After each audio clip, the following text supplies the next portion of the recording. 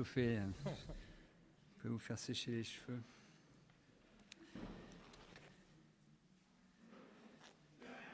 Bon, d'abord, après toutes ces merveilles, merci à toutes les deux, hein, c'est passionnant. On vous garderait bien 2-3 jours, là, parce qu'on sent que vous en avez sous le pied, comme on dit. On aurait 1000 questions, mais c'est passionnant. On découvre ou on redécouvre des tas de choses à vous entendre, c'est vraiment passionnant. Vous allez revenir? Oui, comme on a dit pour mes prêtres là, diocésains, hein, on va prévoir quelque chose, ce serait bien. Il faut les éduquer. Quand tu auras ouvert le restaurant, tu sais, oui, le bar, c'est ça, oui. Bon, à dire vrai, pour ouvrir mon propos, je dois dire qu'en commençant ma réflexion pour aujourd'hui, on a prévu ça cet été, et je me disais que je me sentais quand même très petit pour parler de l'œuvre de Pierre Sabatier et de celle de Pierre de Chardin, Teilhard de Chardin. On se sent petit quand on entre dans l'œuvre de Teilhard, mais aussi quand on contemple tout ce qu'a fait Pierre Sabatier. Je me suis amusé à mettre les deux pierres en connivence. Enfin, ils le sont, à constater la connivence de ces deux pierres, Teilhard de Chardin et Pierre Sabatier, en me disant effectivement, comme le disait Damien au début de cet après-midi, qu'il y avait un dialogue entre ces deux œuvres, et l'une éclairant l'autre et l'autre éclairant l'une, c'est-à-dire que finalement ça fonctionne dans les deux sens. Martin Buber, qui n'est pas des moindres, disait qu'avec chaque homme vient au monde quelque chose de nouveau, quelque chose qui n'a pas encore existé. Et ce quelque chose a quelque chose d'initial, d'unique. Et je trouve que quand on parle de Teilhard, on va en parler, il a une vision unique, nouvelle, provocante, étonnante, déstabilisante. Et quand on regarde l'œuvre de Sabatier, c'est la même chose. Il y a quelque chose d'unique, de parfois déstabilisant. J'ai volontairement, dans les œuvres que j'ai choisi de montrer, je n'en ai pris, je crois, à part une, et encore, aucune qui est proprement religieuse ou sacrée. Très volontairement, j'y reviendrai.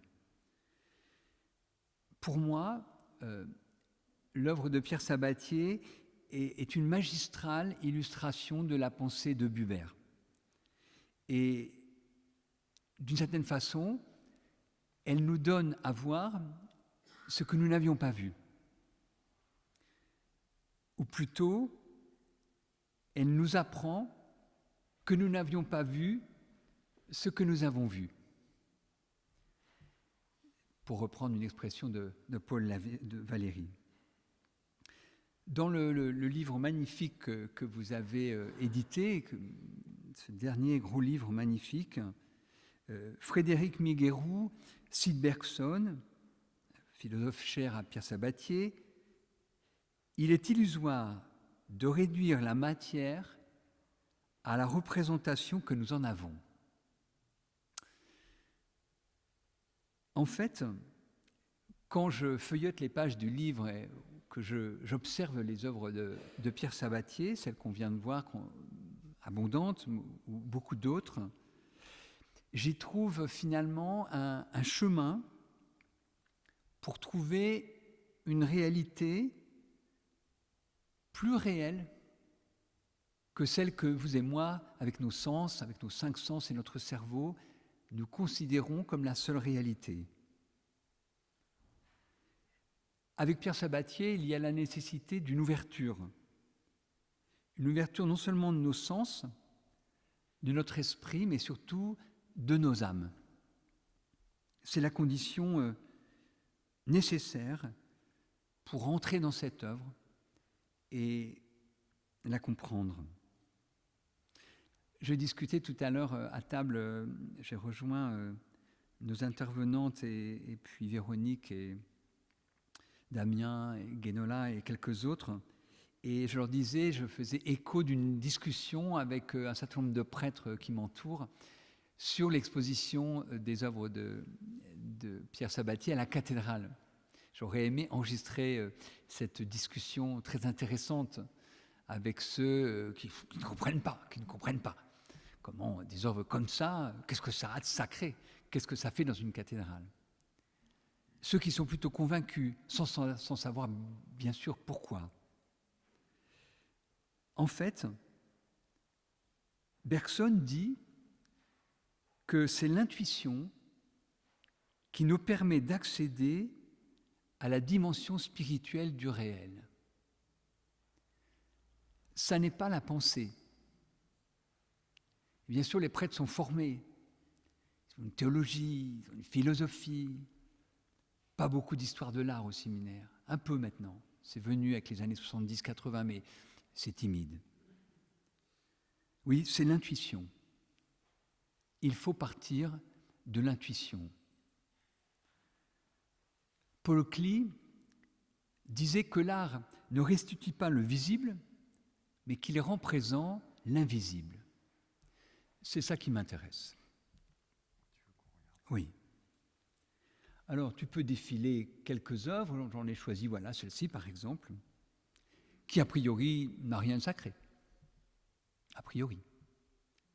Pour le commun des avis. Or, l'invisible dont parle Paul Klee, il est partout. Il nous traverse, il nous transperce, et on pourrait même dire que l'invisible remplit la réalité autant, si ce n'est plus que le visible lui-même. Tous les physiciens quantiques vous le diront. Il nous faut donc, s'il est vrai que l'invisible est partout et qu'il remplit la réalité plus sûrement que le visible lui-même, alors il nous faut des détecteurs d'invisibles. Pour moi, Pierre Sabatier fait partie des détecteurs d'invisibles. Et c'est ça qui m'intéresse beaucoup chez lui. Bien sûr, sans doute le sait-il, comme Carl Friedrich Graf Durkheim le disait si justement, cela n'existe pas qu'on soit ouvert en permanence à l'invisible. Même un maître Eckhart, même un Jean de la Croix, même les plus grands maîtres bouddhistes, même les plus grands mystiques du monde savent que cela n'existe pas qu'on soit ouvert en permanence à l'invisible. Mais à partir d'un certain moment, quand on a ressenti quelquefois l'appel à se tourner vers la réalité profonde, et quand on l'a touché du doigt, alors l'appel est pressant, il est continu. Et vous savez ce dont je parle. Il me revient en vous parlant cette phrase de Plotin. Alors comment c'était déjà? Pas le tout, hein. À l'occasion d'une imperceptible lueur, dit Plotin, l'amour de l'immense lumière. Quand je regarde les œuvres de Sabatier, on peut continuer, regarder ces reflets, voilà, on peut s'arrêter là par exemple, ça me va. Ça. Non, la suivante.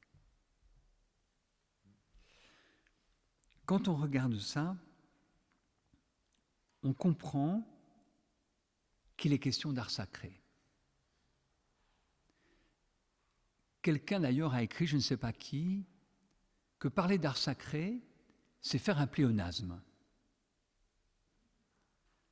Parce que l'art est sacré ou il n'est pas. Très franchement, il y a des crucifix qui n'ont rien de sacré et des œuvres dont rien ne pourrait dire qu'elles sont sacrées et qu'ils le sont. Pour moi, je ne sais pas comment il faut parler, cette œuvre, cette recherche, cette étude, est vraiment sacré, magnifiquement sacré. Il y a des crucifix qui sont moches. En tout cas pour moi, même si c'est subjectif de dire ça. Frédéric Miguerou, toujours dans le livre, rappelle l'attachement de Pierre Sabatier aux écrits de Teilhard de Chardin. Il dit que la pensée de Teilhard est fondée sur l'hypothèse que la matière contient une puissance spirituelle. Parenthèse, mon cher Damien, ma chère Véronique, comme je vous le disais l'autre jour, j'ai redécouvert l'œuvre de Pierre Sabatier en feuilletant le livre incroyable que vous venez de publier. Je t'ai dit, Damien, que je le trouvais tellement beau que c'est un livre avec lequel je me nourris, avec lequel je prie, dans lequel je peux même me reposer, peut-être même dormir. Parfait. C'est parfait. Je pense qu'il est la preuve, s'il était besoin, que la matière contient par elle-même, en elle-même, une puissance spirituelle. Mais revenons aux deux pierres.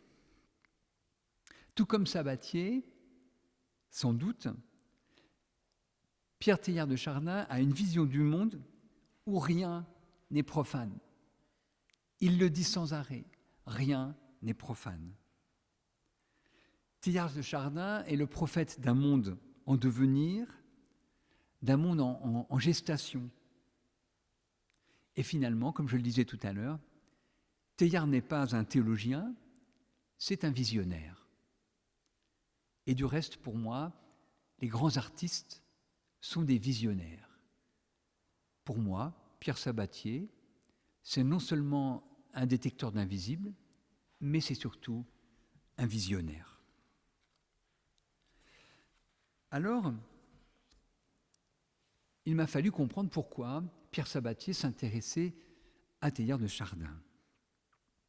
Chardin voit la terre entière comme un milieu divin. Il voit d'ailleurs toute créature comme un milieu divin et toute matière comme telle.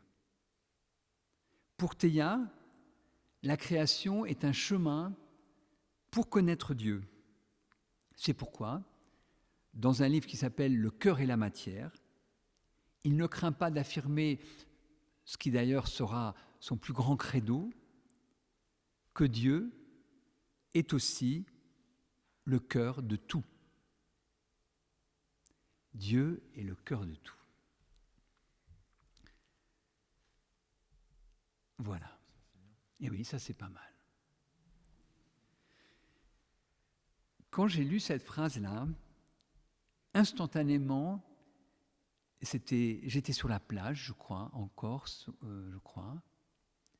Quand j'ai relu cette phrase-là, j'avais emmené plein de bouquins sur la plage de Chardin et tout ça.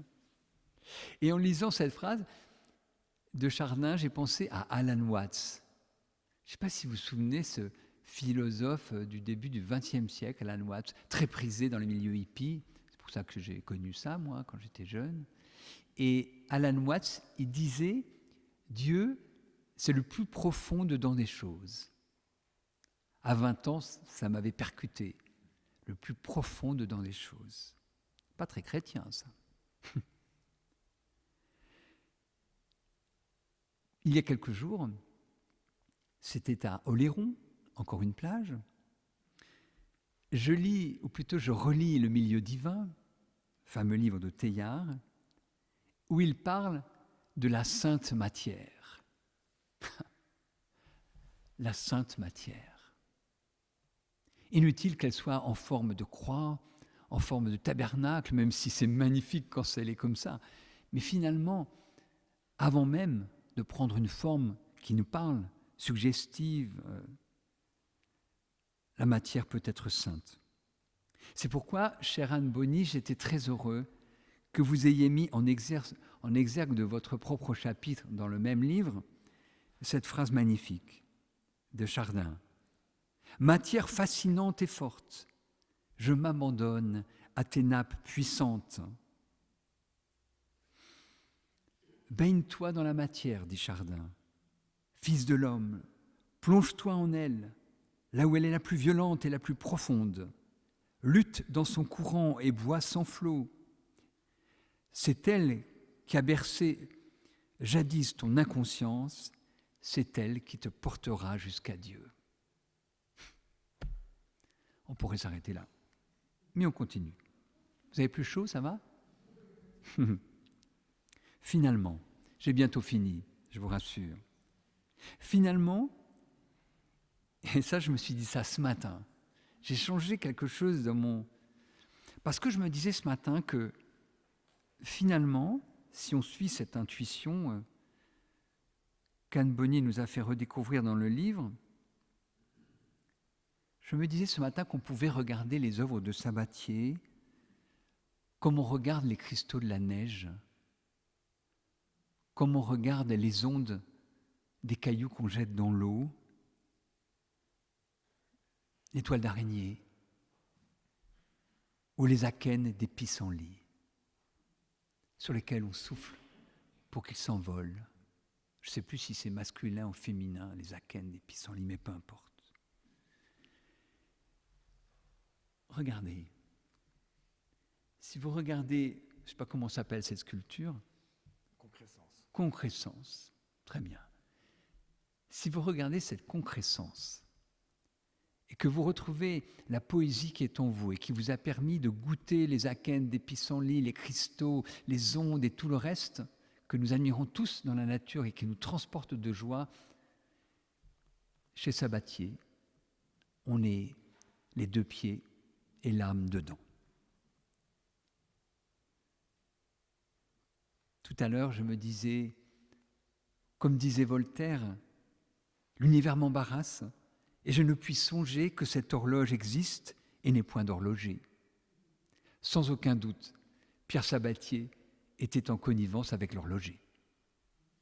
C'est le même qui inspirait les akènes et les ronds dans l'eau et qui inspirait l'œuvre de Pierre.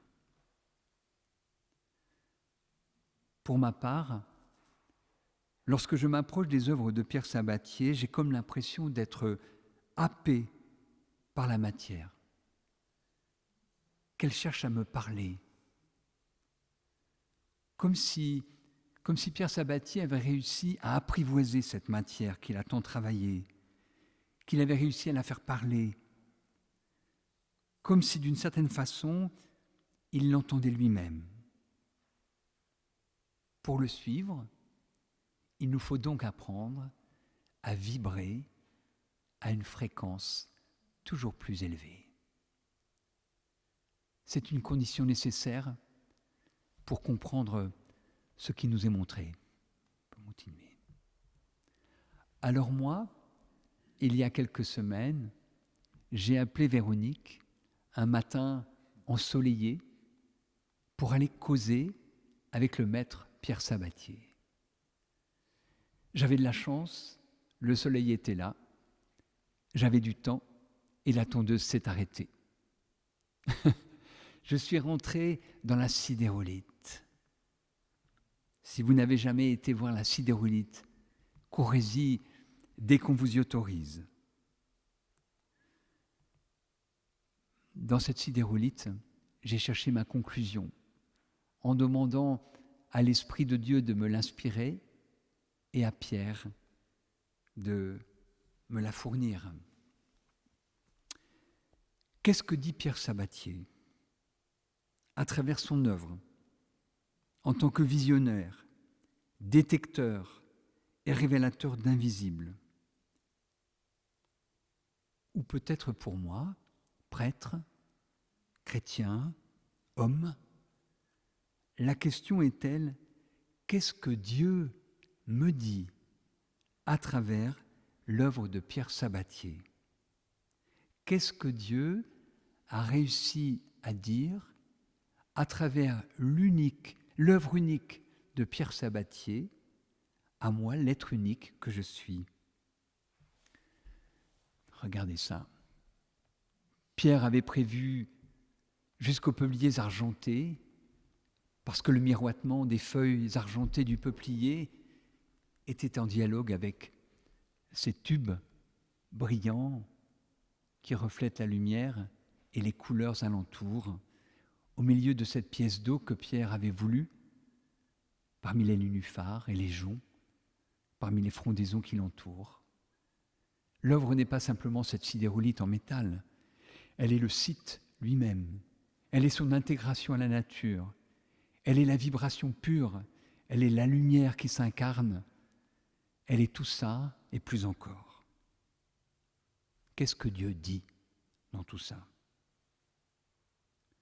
Quelles qu'aient été les motivations, les idées, la spiritualité de Pierre Sabatier, Dieu parlera un langage différent à chacun d'entre nous. Je donne la conclusion au pape François. Dans un texte magnifique qui vient de paraître au mois de juillet et que beaucoup d'entre nous ont déjà partagé, un texte sur le rôle de la littérature dans la formation des prêtres. Le pape fait remarquer qu'un lecteur réécrit toujours en quelque sorte l'œuvre qu'il découvre. Il l'amplifie avec son imagination, à partir d'elle crée un monde, sa propre histoire. Ainsi aussi, les œuvres, toutes les œuvres d'art, continuent et continueront de vivre, puisque la lecture que chacun en aura lui donnera toujours une existence nouvelle.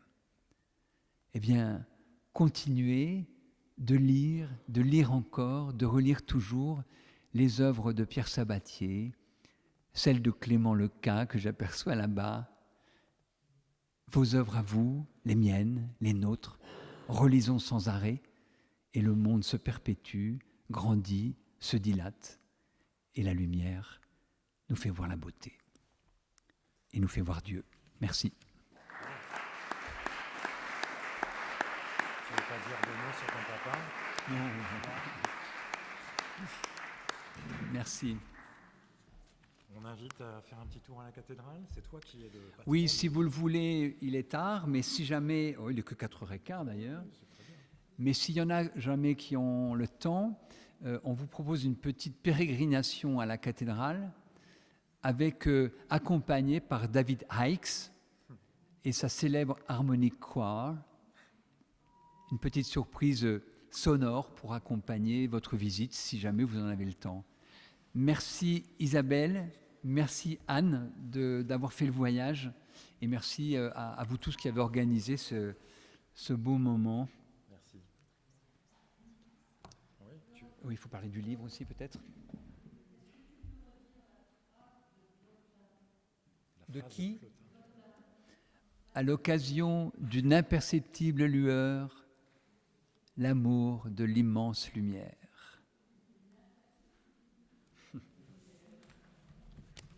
Et si jamais vous êtes intéressé par le livre, il est là, il est présent avec Gilles, qui est le libraire de Moulins, le meilleur, il paraît. Donc voilà. On vous la dédicace, si vous voulez. Mais ils sont tous intéressés par ce livre.